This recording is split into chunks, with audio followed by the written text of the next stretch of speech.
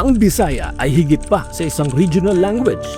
Ang Bisaya na tinatawag ng iba bilang simpleng dialekto ay maaring ang alingaw-ngaw ng nawawalang imperyo. Araw-araw, milyon-milyong Pilipino ang nagsasalita ng Bisaya. Pero sa marami, ito ay isa lamang dialekto o lengguwahe na normal na nagpasalin-salin sa mga lahi. Ngunit paano kung ang wikang ito ay hindi simpleng regional version, kundi buhay na alingaw-ngaw ng isang mayamang kasaysayan na umaabot sa libong taon? Ang Bisaya ay hindi isang dialekto lamang. Ito ay pamilya ng mga wika na ginagamit sa Visayas at malaking bahagi ng Mindanao. Kabilang dito ang Cebuano, Hiligaynon, Waray-Waray at iba pa. Sa ngayon, mahigit 20 milyong tao ang nagsasalita ng Cebuano lamang. Kaya ito ang pinakamaraming katutubong wika sa bansa pagkatapos ng Tagalog. Maraming tao ang nagkakamali na ang Bisaya ay dialekto ng Filipino. Ngunit ayon sa mga lingwista, ang Bisaya ay kabilang sa Central Philippine Languages na bahagi ng mas malawak na Austronesian family.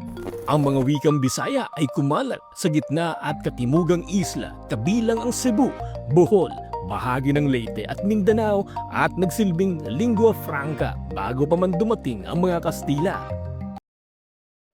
Sinugdanan, kini ang akong sinugdanan, ang akong sugilanan.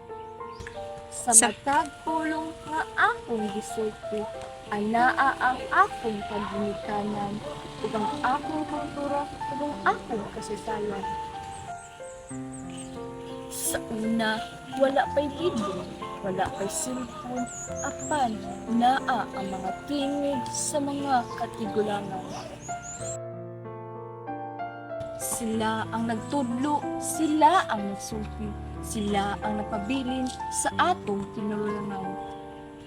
Apan karon, naghinahinay na kining mawala, malimtan, biyaan, usahay, ikaulaw pa.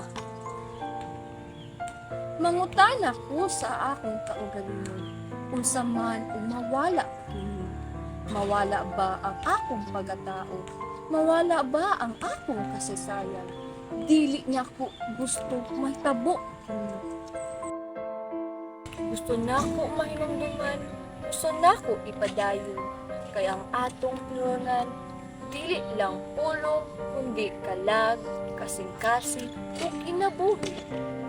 Busa, dili ko maghilom, ug musulti ko, ug maminaw ko, ug ampingan ko kini. Kini ang akong sinugdanan, ug ako ma-proud ko sa akong kabibikanan.